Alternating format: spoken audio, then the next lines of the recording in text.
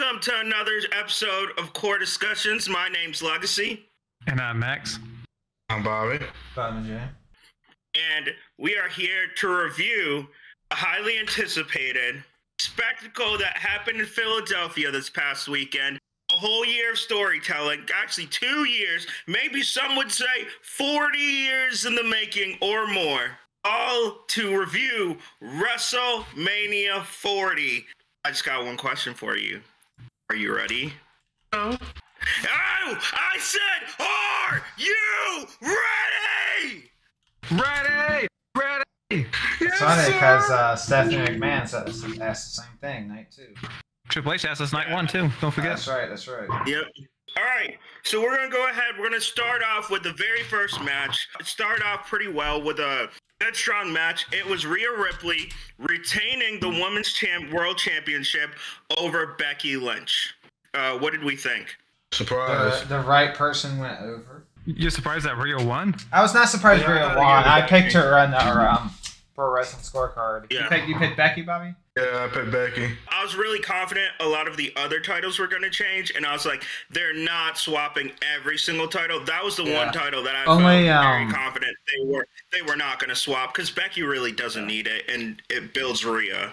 Only 2 titles didn't swap. You know, Rhea entrance.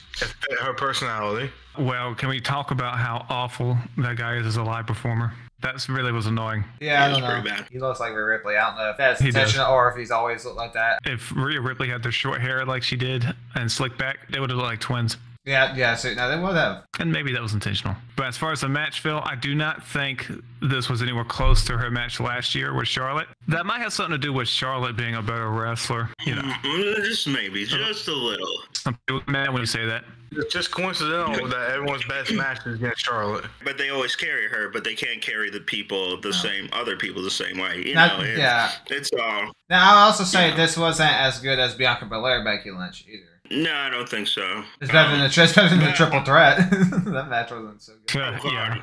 Yes, it is. I will say with Rhea, the match was necessary because I felt Rhea's gotten over, but the thing with Rhea, like, if you really look at her title reign, it hasn't been great. Like, she had Charlotte, but a lot of her reign, really, it's been like, I think that's tripped until recently. I like the Nia Jax feud. Oh yeah. Once it got to Nia, but there was like months where it was like, what are we doing here? Like, it was more Judgment Day.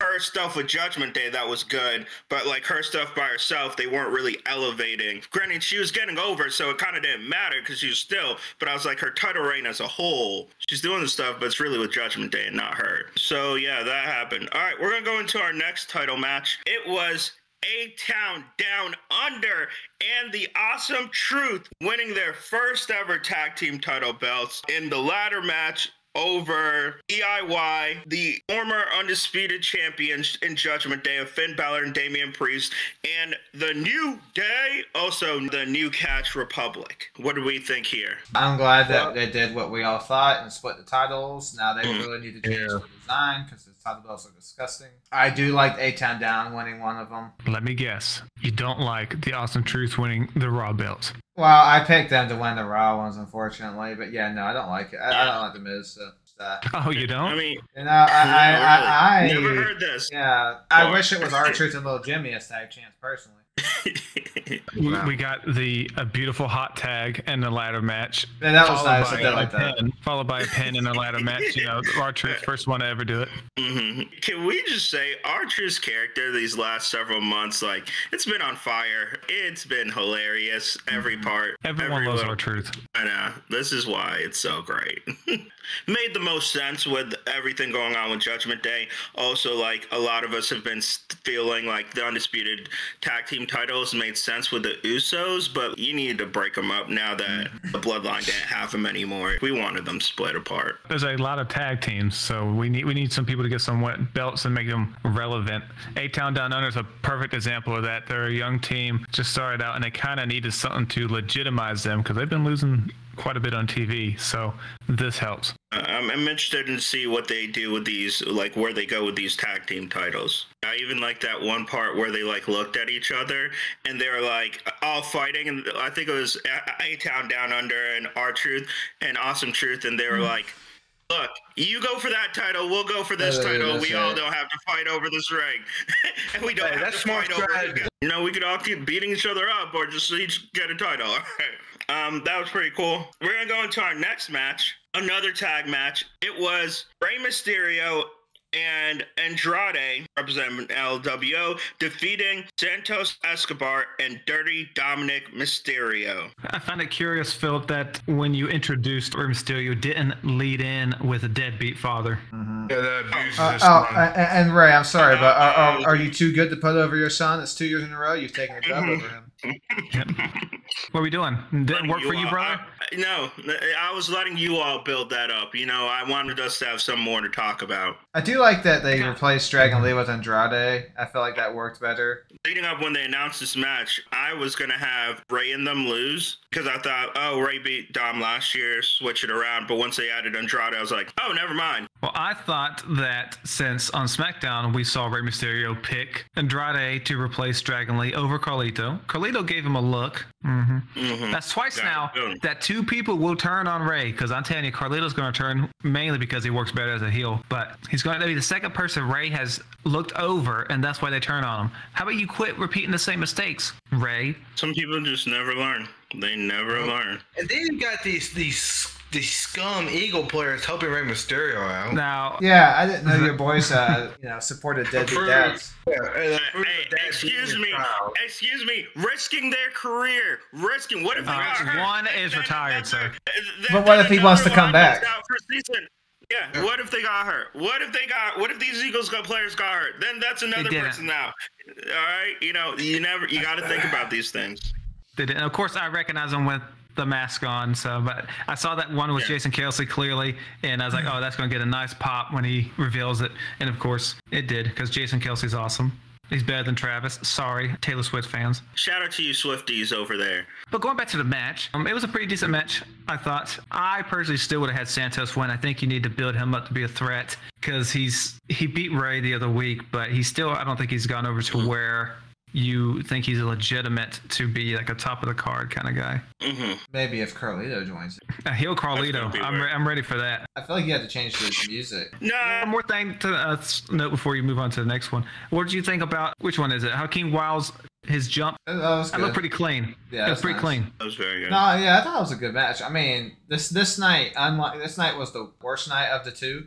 Unlike last year when night one was better. Which is funny because this is also, a lot of people complained it was really cold. It was colder night one than night two. And it was. A lot of fans were saying stuff about it. Then our next match, Battle of the Brothers, maybe didn't live up to all the hype. Well, I'm just going to say it right now. I thought this match sucked because it mainly consisted of just a super kick after super kick. There's no variety in it. I didn't feel like it led to any sort of emotional moment between the brothers. So I wanted to like it, but I really thought this match was terrible. It sucked. 1 star if I'm Dave Meltzer. I'm going to be honest, I haven't seen this match. I was working during WrestleMania, so I had to rewatch some of these. This is one. You all didn't hype it up too much, so I kind of was like, maybe I'm going to skip this and try and catch up and watch the watch it at some point. It's not that long. Yeah, watch it. But it's just like them looking angry at each other and super kicking. That's a lot of it.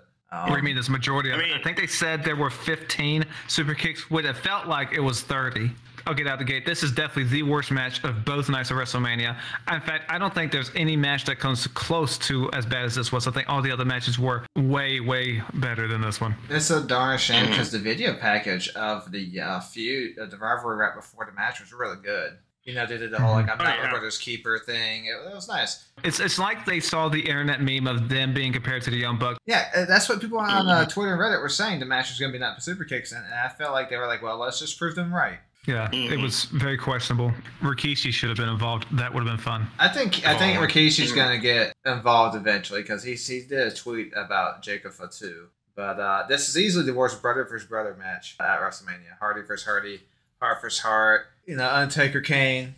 I was gonna say, if you don't mention it, I was gonna say, oh, excuse me, missed one. Yeah, so including Undertaker Kane is easily the worst brother versus brother. Yeah, I feel like they're gonna see the negative reaction that it got, and they're gonna probably do another match. That'd be for the best. We'll see.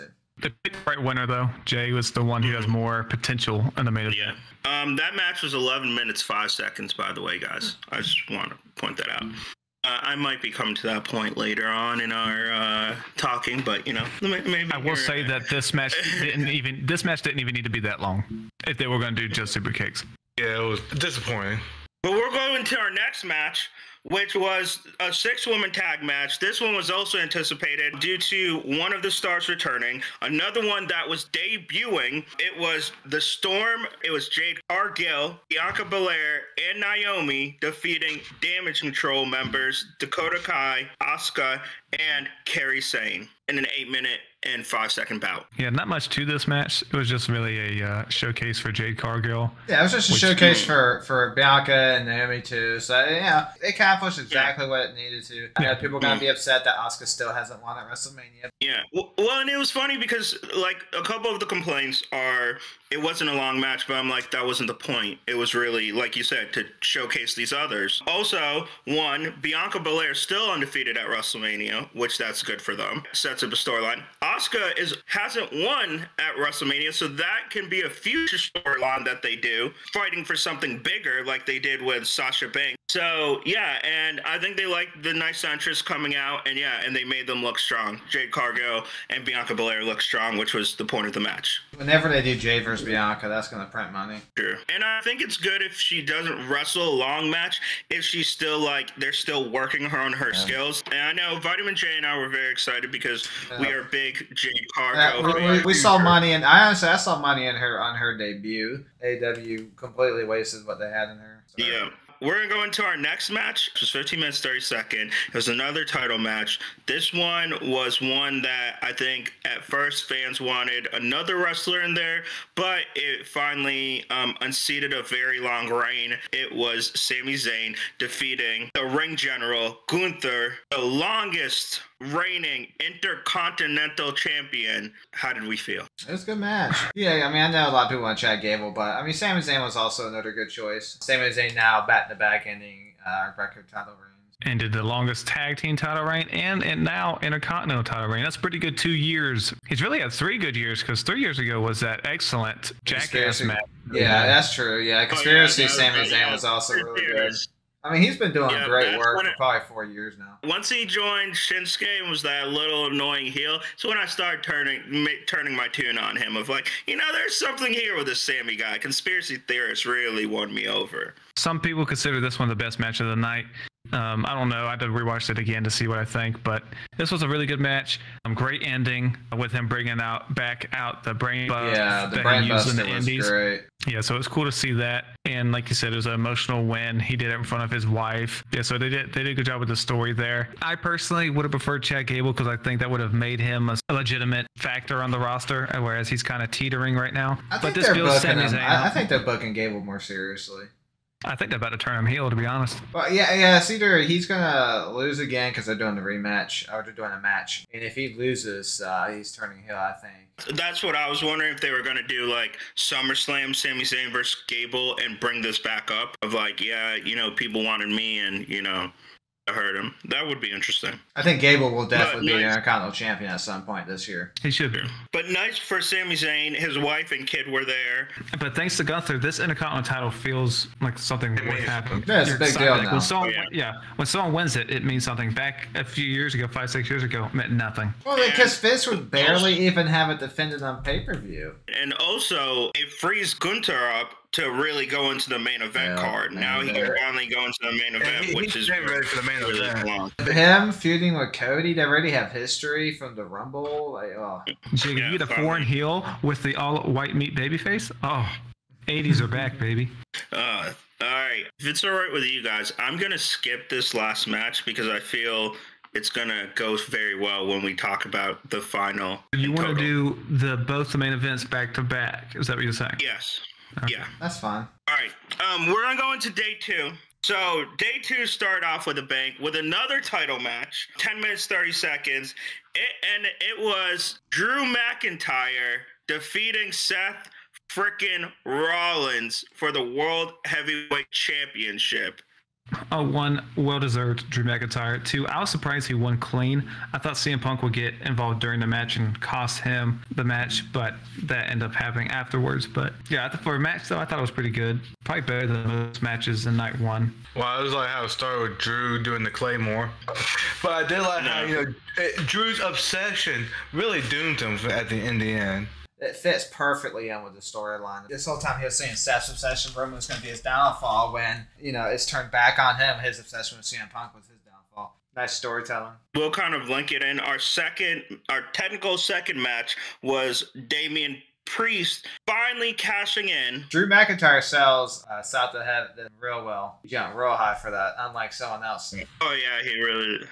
Oh yeah, no, he did very well with selling that. And I'm glad Priest did cash it in because the past few Money in the Bank winners have been a little lackluster. This kind of makes the Money in the Bank a little more important again. Yeah, I knew he was gonna the U.S. title. Yeah, I knew he was going to cash in at Mania. I just thought he was going to cash in on their Intercontinental title. This is better. Mm-hmm. It was nice because, at first I was like, oh, that's kind of stupid.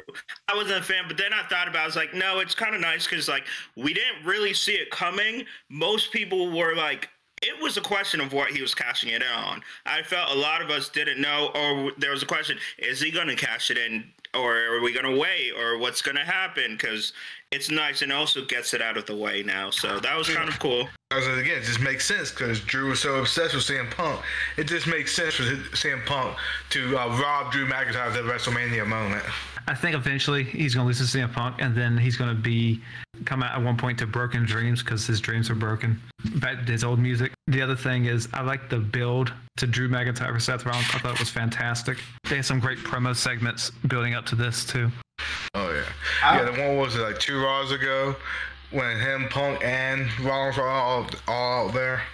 Yeah, that was fantastic. I'm not a big Punk fan, but the feud with him and McIntyre has my full attention. I am drawn in. They both have sucked with me in that feud. Printing money at this point. It would be interesting. It would be funny if Drew McIntyre, since he complained about the Money in the Bank costing him twice, if he eventually wins it and then cashes in on CM Punk, that'd be good. But they did a really good job, especially with Drew his past several months, the whole him trolling. Did you all actually see that CM Punk troll that he had Drew on a grave on his that was kind of funny. Did you see that Drew actually tweeted during his match? No, I didn't. Yeah. He actually tweeted when he grabbed the phone. I guess that was his girlfriend or wife or whatever, and she had his Twitter loaded up, and he tweeted. I think it was bored at work. Him and Roman Reigns trash talk. Was. Look, this is by far Drew McIntyre's best gimmick. It is by far his best. Again, this is something that speaks to the levels of WWE, and right now what Triple H is doing is not only did they build Drew versus Seth, they used Drew versus CM Punk and have built that to all the fans are excited for when that finally happened. They've eventually made 2 storylines at the same time that we're now oh my gosh, I can't wait for Drew versus CM Punk because that thing's going to be so funny. When that thing's going to be so great. But not just that, Phil. With Seth Rollins, they were building the Bloodline feud, and then so you're talking they were building 3 or 4 different stories, kind of intertwined a little bit. Well done, and that's not easy writing from the moment when he was when they were teasing Cody choosing Seth, that he was like, no, I even had shirts made. It was also good because now Seth has been hurt. He can finally take, I think the rumor is right now he's going to take 4 weeks off at least. Hopefully he takes a little longer. I think he can take a little longer because I think his injury is a little worse. I really hope it's 2 months. But yeah, go rest up. You've done your job. But if Damian Priest, he can always hold that he was heavyweight champion. There's nothing anyone can ever take away from that man. All right, we're going to get into our next. I felt this was the match that really, one of the matches that could have gone either way. It was a Philadelphia street fight with 2 new factions that have been forming. It was the Pride defeating the Final Testament. I was hoping Karen Cross would win. He did not. I knew he wasn't as soon as Bubba Ray Dudley came out. I said, they're not going to have the heels win with Bubba right there. No way. Yeah, you crossers are cooked, buddy. Now you're in NXT. Honestly, we need it. We need it. That's okay. But for the match itself, they did have the funny mishap with the table that broke. Yeah, early. I do like that they didn't like panic. They just went and got another one, so that was nice. But the build to this match was it was okay. But luckily the match wasn't that long, so it didn't overstay its welcome. So it did what it set out to do, have a fun little match that wasn't meant to steal the show or anything. But yeah, it was alright. Yeah, I actually thought Final Testament was going to win because I felt like, oh, maybe they'll break up. Final Testament I felt was going to be here for a while. I also was thinking maybe they're going to break up the Pride and finally have Montez turn heel, do a singles run, especially with that show they have right now. But I can see them might want to keep him face because of the show, but give him his singles run finally. So, but no, I'm still fine with it. Yeah, I mean, it was what it is. I think they should break up Pride. I don't think they've been working together. And Bobby Lashley, well, Lashley said he thinks he wants to add more people. I mean, we'll see. I just think so far it hasn't worked out. Both Street Profits and Bobby Lashley have been more interesting when they've been separated. Yeah. This was basically to give Lashley a win. Yeah, they could give Bobby Lashley better stuff to do at WrestleMania. They kind of hosed him 2 years in a row. I think this would be better if Ford wasn't in it and he does his own thing and they use Lashley with another guy as his goons. I mean, honestly, I will say, you should have just never should have broke up Hurt Business. Mm-hmm. But, I think that's what they're trying to recapture, but it's not the same. But we'll see with what they get. All right. We're going to go into another match with 2 stars. One established that just come back a while ago, and the other one who's on a rise. It was LA Knight defeating AJ Styles. So you thought this match was better than I had thought it was going to be. Yeah, this was pretty good. I like AJ's new music. A lot of people on the internet hate it, but a lot of people on the internet just hate change. I don't see what's wrong with it, honestly. But this match was, I kind of had a feeling LA Knight will win, but you could also see AJ Styles winning as well. Because AJ Styles has recently turned heel. He hasn't really had a win yet since he's turned heel. He's a guy who can take losses without it really much of an issue. Yeah. He's established and he is absolutely yoked right now. He's never been in better shape. And I think this sets LA Knight up perfectly to win like a U.S. title, Intercontinental title later this year. See how he does with the mid-card strap before you elevate him, if you ever are going to elevate him all the way. Well, I think within this year we could see him as champion. We don't have a Roman Reigns. He could be Cody Rhodes. Logan Paul at SummerSlam. I think they're going to give him a mid-card run before they elevate him to world title. Probably. I'm just saying he could do both this year. Yeah, maybe he wins Money in the Bank. Who knows? I think a lot of people would be really hype if he won it. Yeah, it was pretty good. Nice build-up. I love from both of them. Nice 2 people that are pretty good on the mic, so built the match well. I liked it. We're going to go into our next match. It was our triple threat United States match. It was Logan Paul retaining over Kevin Owens and Randy Orton. This was another fun match, I thought. Of course, when Logan Paul came out, we're like, all right, who's going to be in the prime bottle this year? And it turned out to be another YouTuber. Yeah, I Show Speed. Randy Orton kicking him and that bottle cap coming off was absolutely hilarious. He yeeted him. And then, the RKO was good. I guess that's going to be a yearly thing where whoever's in the dress as the prime bottle gets, destroyed. I'm fine with it. With the product placement, so they can, Speaking of the product placement, can we talk about the mat? That really didn't bother me that much. I love the change they did. Yeah. They went away. I'm glad they went with the... Yeah. If it was the logo they first revealed with the coloring in it, it would have been the problem. But since they took the color out, it looked fine. Yeah, so I was very happy that it didn't really take away from stuff. Because, we saw some pictures online of famous wrestling moments, but they put the Prime logo in there and kind of ruined it. Yeah. So I'm glad we didn't have to do that. But this match was pretty good. I thought Kevin Owens and Randy Orton had some pretty good chemistry. They obviously did the teaming up against Logan Paul, but then they had that moment where like, are we going to do this now? We're going to fight now? Okay, let's just do it. They didn't beat around the bush to do that. So, and I think I like the idea of Logan Paul retaining because he's bringing a lot of attention to it, the U.S. title. And the U.S. title needs to be built up. And they've done a pretty decent job, but it's not where the Intercontinental title is yet. I mean, I like that. And I also like how they did. They used also Randy Orton, so another big name competing for it. Let's go into our next match. This one was built well. It gave somebody a big moment. It is 2024 Royal Rumble winner, a role model, Bayley, defeating Io Sky for the Women's WWE Championship. I'm glad there was no interference in the match. I'm just glad they did it straight up. And I actually thought this was a really good match. This was another one that was better than I thought it was going to be. And the crowd was into this one. They were really into it. I'd agree. Yeah, there were also shout out to Bailey for another year. She did an Egyptian themed because she's really into Egyptian culture. She did an Egyptian theme opening entrance with the wings and being carried. With WWE's track record of people being involved in like entrances for WrestleMania, one of those guys in the Anubis mask or whatever mask they had are going to be somebody here in the next few years. We're going to look back and be like, hey, there's so-and-so back there. Yeah. Mm-hmm. We did with CM Punk. Triple H had most of the horsewomen. He had Alexa Bliss. She's not a horsewoman, I know, but Charlotte. Sasha Banks. But yeah, I also felt it was a good one. This one was actually revealed. Showed you how much everybody respects Bailey. Because I feel out of the 4 horsewomen, she's been by a lot of people kind of pushed to the back. Yeah, she's not like Charlotte, who has the titles. She's not like Sasha, who a lot of people with the glitz and glamour, or Becky with the man role. Like, she's always been pushed to the back. But she's one of the best. Like, she's still up there with all of them. In my opinion, I think she's the 3rd best, better than Becky, but, you know, it's here and there. But her heel run has been good because she's been heel for like 2.5 years. But you kind of seen this face shift since she won the Royal Rumble, as well as the respect she gets from all the women. Apparently, the whole locker room, the women's locker room, was congratulated her when she got back there. It's nice to see the Royal Rumble winners win the title. Yeah, it was good, and I think it was well-deserved. I feel she's brought validity. Io Sky did well with it. I think she had a pretty good reign, but I think Bailey also gives it nice validity, being one of the horsewomen.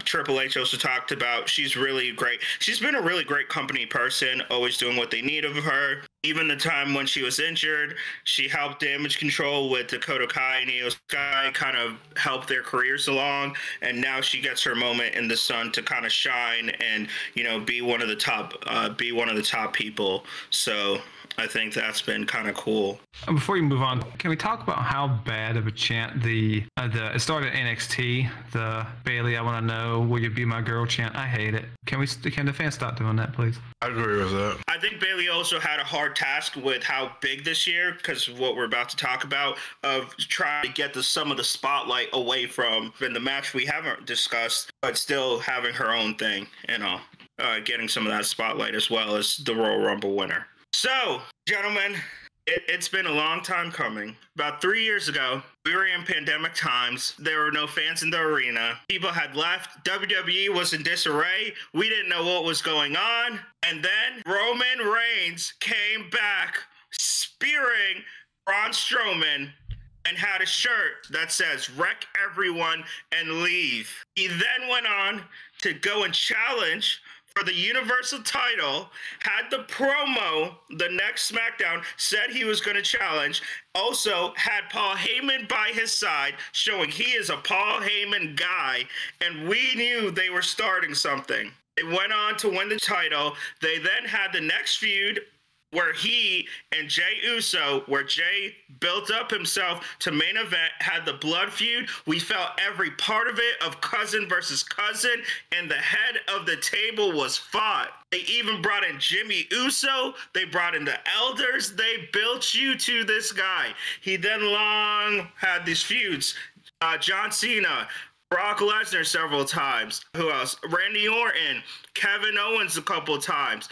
They built you. He built the tribal chief. He built the bloodline, the family, and everything. Last year, Sami Zayn betrayed him, but he was still able to pull strong. And for years, we've been in the Roman Reigns era. We have acknowledged our tribal chief. I know you're doing it too, Jacob. I know Of course. No, I'm not doing it. Over 1,300 days. 1,300 days, this man has held the title. This man has stacked bodies on top of bodies. He has come in here and said what he's going to do. He's going to win. He's going to keep winning. And everybody's wanted him. Everybody's known his title is the title you care about. He has been the face of the company. 2 years ago, this man from AEW came back, fought Seth Rollins, goes on Raw the next day, talks about his story, his dad, the picture of his dad winning the title and how his dad didn't win the title and how he was back to finally finish the story. We've heard about the story. He got it. At first, we were like, okay, cool. But then he got injured and had huge pectoral damage. Fought a whole match, Hell in the Cell. 20 minutes, people. No, it was like over 20 minutes. He fought Seth Rollins. Took pain, and that thing got more purple and purple as you went. People thought it was fake, and I'm like, no, you don't get that purple naturally from the, it's fake. You know, that thing was real. Left. Declared he was coming back for Royal Rumble, came in as the 30th entrance, won it. We all thought he was going to win at 39, but no, the Tribal Chief was victorious. They said he was dead, he was buried, there's nothing, who cares about the story? But no, he came back, he fought his way back, he fought Brock Lesnar, he had several feuds, they built it up. He then goes on, him and CM Punk, Final 2, he wins Royal Rumble, back-to-back. The first person since Austin did it back in the 90s to win back-to-back. And he then got on the rings, pointed to Roman and said, I want you. And there was that legendary moment where Roman's mad and they're going back and forth. And we were like, well, here it goes. And we had the SmackDown where things changed. They said, Rock, actually, I might not be coming in. I'm going to give my shot to The Rock. The fans weren't happy. There was a lot of chaos. There was disarray. There was weeks we want Cody. Everything happened. Then it was announced in that great interview. Guys, we watched a press conference for WrestleMania. A press conference. This first press conference I've ever seen.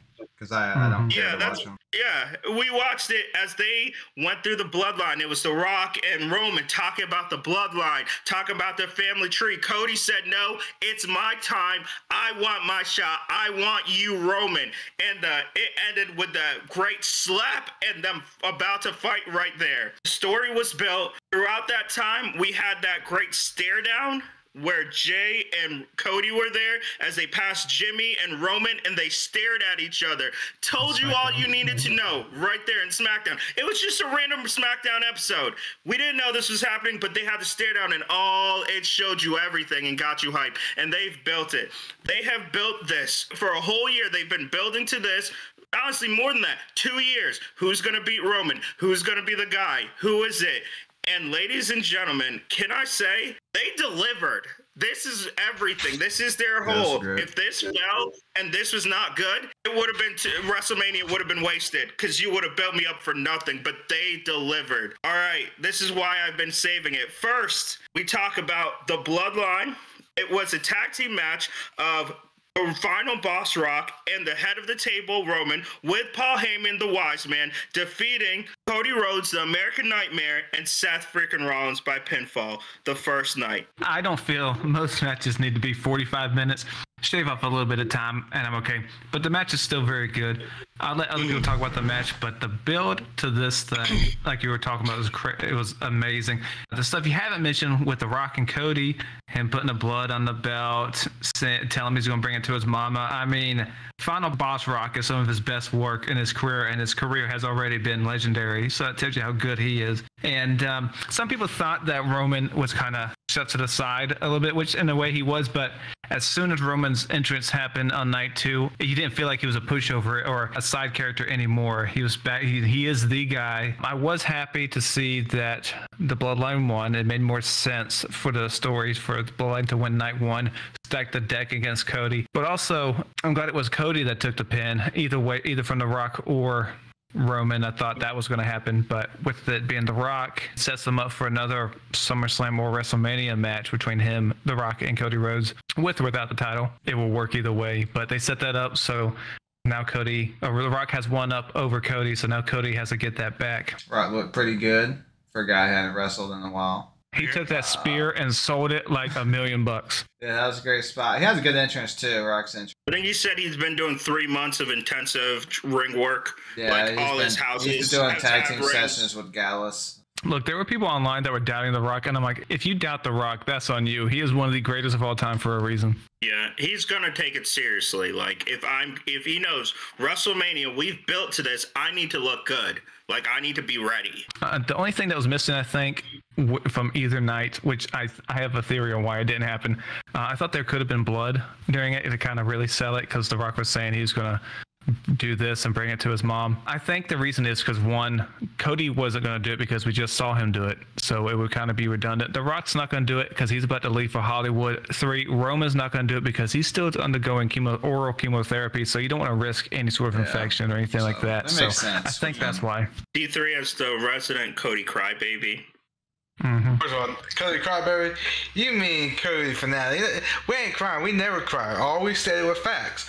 That you Roman, I don't want to say Roman narcissists, Roman fangirls, whatever you want to call yourselves, just couldn't accept. And that was Cody was winning. That's all I want to say. Look, you got to be fair. Cody does cry almost every week. It's okay to show emotions, man. This 2024. I didn't say it was wrong. I'm just saying Cody Crybaby's ass. Yeah, no, I liked the match. It was, again, the build has been so good of everything with Rock. And like you said, I felt that match, Rock had to be more of the main character because Roman was going to have his time in the final match. You had to put both up because they're leading to something. That if Roman just seemed like the only main character the whole time, then it kind of like, I think it takes away from what they're going to be leading to with him and Roman, because they were going to have their moment. And I think also it builds to like Roman kind of putting it like, look, I beat you already. Like even the talking, because the promos even from last year, because remember last year when Cody initially challenged Roman puts both titles down. He's like, have you won that one? Wait, have you won that one? Have you even competed in main evented in a row? Like he was bringing it to Cody of like, one, he was pushing him down with a good slice, but also like really pushing that narrative of Cody, pushing that narrative of what they could do. So like the talking good. So we can go into the next night. We then did Bloodline Rules, Roman versus Cody. And these were these were the only matches that went over 20 minutes. No other match went over 20 minutes. And these both, I think, one went 40 something. I think the first night went 44 minutes, and then the second night went 33 minutes. Yeah, for the second match, I was actually pretty pleased because I thought it was going to be completely overbooked from start to finish. But I was pleased that the first, 75%, I would say, was clean. They just had a regular match. It was really good. Roman Reigns was trash talking Cody's moves when he did the crossroads, saying that move. He's gonna miss whooping Cody's ass. Cody's crossroads never beat anybody. The moves suck. Now, do I think it's a better match than the one they had last year? I don't know. I have to rewatch both to see what I think. But I think it is. It could be, but I think they did a great job kind of bringing back some of the stuff from last year, because near the end, when people started interfering, they redid the Solo Sikoa spike. Well, like Jimmy comes out first before Solo, and then Jay takes him out with a pretty crazy spear. Cena comes out. Well, they did a spear Samoa spike this time, and Cody got it again, and then John Cena comes out. Which the spear Samoa spike they were putting over a lot. That's like unbeatable during the middle of the year. Like, you can't kick out from that. Nice storytelling, because like you don't kick out. No, well, he did. Yeah, and there comes WWE's mascot John Cena. He takes Solo out, and Solo, jobbed him out last time. And he actually hit the AA on Roman, which surprised me. And then you get The Rock coming out, and you get that stare down Rock Cena again. Clearly, they were mimicking their movement, the Hogan Rock movements, because they were both looking side to side. Yeah, and they did that too. I think their first match at WrestleMania did the same thing. But it was a cool moment because, obviously they both had 2 WrestleMania matches. So that was fun. And then, of course, we got The Undertaker, which was a surprise to all of us because we thought... Oh, I was shocked. I was very happy, though. Yeah. We thought Stone Cold was going to be the guy to come out, which we would have liked. But it makes sense why it wasn't him, because Undertaker is, you could consider him like the final boss of WrestleMania. But someone did finally point out, I was like, it makes perfect sense Undertaker was the final boss, because Teddy Long for so long made Undertaker the final boss. Yeah, and so... Yes. And also, Austin coming in would have taken the shine away from Cody. Everybody would be talking about Stone Cold and not Cody. So I think that's another reason. Well, that was my only critique. If I could have made one better, it would have been Stone Cold come out. I would have lost it. I would have 100% lost. I did hear it's a nice swerve. We forgot that the Shield music hit before Undertaker came out, and then Seth immediately Seth immediately eats the Superman punch. It was hilarious. I laughed my ass off that he immediately eats a Superman punch. But it's perfect because it sets up what happens later in the match. So Because Roman knew Seth wasn't coming down the ramp. He knew Seth was going to do a sneak attack. He's like, I know this guy. I know bar for bar. I've seen this before. But yeah, Undertaker comes out. He chokeslams the Rock, and then Gong hits. He leaves because obviously he's not taking a bump. So it's nice, and they set up the visual because obviously they placed the Mama Rose belt and the chair right next to each other for to have Roman has to choose which one. He chose the chair, and then he had to choose which one to hit because Cody and Seth are both coming up, and Roman just can't get over Seth's betrayal and attacked him in Seth first.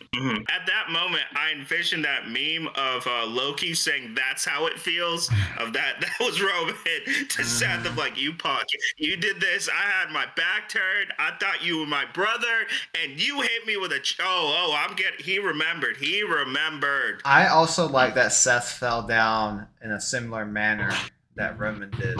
And deep down in Roman's mind, in his mind during the match, like, it was worth it. Yeah, and for it to be his downfall, which is just pure, the ending to this match was just pure cinema. That allows Cody to get the upper hand. He has 3 straight crossroads, and then he finally beats Roman. Hey, can we talk about how perfect Michael Cole's timing was when he said finish the story? It was perfectly with the count. Yeah, it was good. Commentary is good. Samantha Irvin announcing Cody as champion. She got choked up. She's crushed. You saw everybody's emotion. And also, I think it's funny because we again go to this Drew line. Remember where he said, Seth, your what was it? Your obsession with this bloodline storyline is going to cost you. When it ends up, Roman's obsession of not getting over Seth hitting him cost him the match because had he just hit Cody with the chair. So it's again this is storytelling, people. This is storytelling. This is how it's done. When WWE does it right, it does it right. Yeah, people are going to be talking about this ending 20 years from now. It's every single 10 years, WWE just feels like they have to cook. If they achieved what they set out to do, they made a huge star, babyface star. And now the interesting thing is where it goes from here, because a lot of times with babyfaces, the joy is in the chase, but when it's over, what happens? I think Cody Rhodes is going to pull it off. I'm not really worried about it. Yeah, but it'll be interesting to see what they do. I mean, him, like we mentioned, him versus Gunther, like we said, All-American heel versus the foreign, or All-American babyface versus the foreign heel. I just hope it's not. I do want to hit a couple things. This thing they've been building for 2 years. I know a lot of people have said it, but can we also acknowledge like the bloodline and everything they did with Roman these past couple years? Like people said this is the best work WWE has done in years. Honestly, this is some of the best work WWE has done ever with Roman. Like his whole storyline. Because if you had told us like, hey, Roman's going to have the belt for 1,300 plus days, we would have been like, oh God, that's going to be like, we're going to be so over it. But they didn't. We were never really over it. We loved it and the story kept going and WWE has just never been better. What do we think about Royal Rumble? I know and what do we think about this WrestleMania if we stack it against 21st century WrestleManias? I know it's still close and we might need a couple more months, but like, where's our initial top 3? I mean, I got to go through all of them. There's been 24 of them now, so Now, for me, it's hard to top 17, 18, 19. I think that's the best 3 in a row. So I'd have to see, but it's probably right up there. I think it's certainly top 5. Oh, that's good. Yeah, I don't want to get recency bias, so I'm gonna wait. I'm gonna let marinate. But do you think it's better than last year's? Oh yeah. Yes. Yes.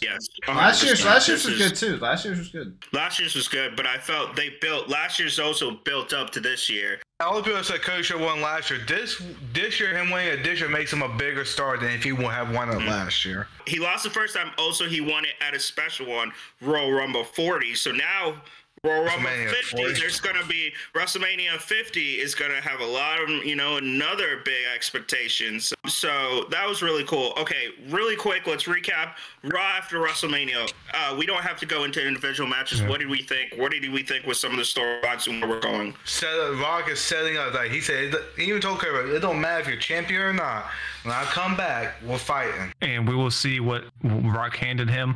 The leading theory is that it is Dusty's watch that he pawned back in the day. That's probably the most interesting thing. We saw CM Punk screw Drew McIntyre again, so we're just building towards nice that. That feud is gonna feed families. That is a great feud. I can't say I'm too excited about Jey Uso versus Damian Priest, but it is a good opportunity to build both those guys up in a title feud because this is the first time both of them have really been in. I'm fine with it because Damian Priest right now has no natural feud, so you gotta start somewhere. And they do have histories. All in all, good WrestleMania, guys.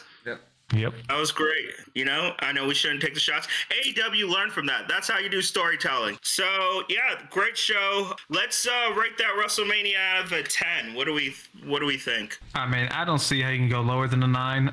But as far as the attention it drew and the matches that we got, I'll probably say 9.5. I'm gonna give it a 10. Nice 10. Yeah, I'd probably give it a 10 because it's the conclusion to one of the best stories I've ever done. Yeah, a 10. I feel every story got a good conclusion. There was nothing I was really there's nothing I turned away and really was upset. A couple things I wish happened, but hey, I was satisfied all the way through, and I'm ready to see the build. Cool. So we'll see where it goes. We'll see what happens. John Cena had a quote to quote Cody Rhodes where he said, hey, you feel that title? That thing's only going to get heavier from here. And, you know, for all those Cody crybabies, E3, you know, our boy Roman Reigns has been carrying this business for what? So many days. So it's about time somebody else takes the weight off his shoulders and starts carrying it. You know, heaviest is the head that wears the crown, you know, like they say. All right? We all agree that we can't wait for Cody Rhodes to break Roman Reigns' record. Please, no. He's not. I'm okay, dude. I don't want to do another 1300. It's cool, Roman. Do not make me go like 2600 days of 2 champions. Like I'm good. No. Again, my name's Legacy, and I'm Max. I'm Bobby. I'm Jay. Thank you for watching. Please like, share, and subscribe. And may the discussions begin. See you later.